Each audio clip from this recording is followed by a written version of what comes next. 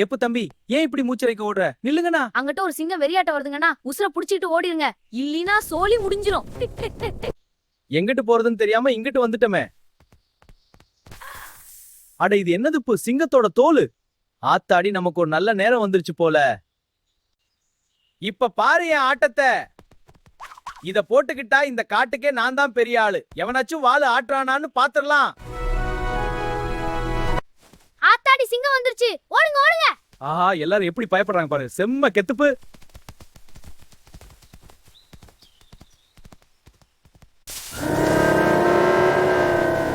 ரொம்ப குஷி ஆயிட்டேனுங்க, அதான் தெரியாம ஒரு பாட்டு பாடிட்டேன்.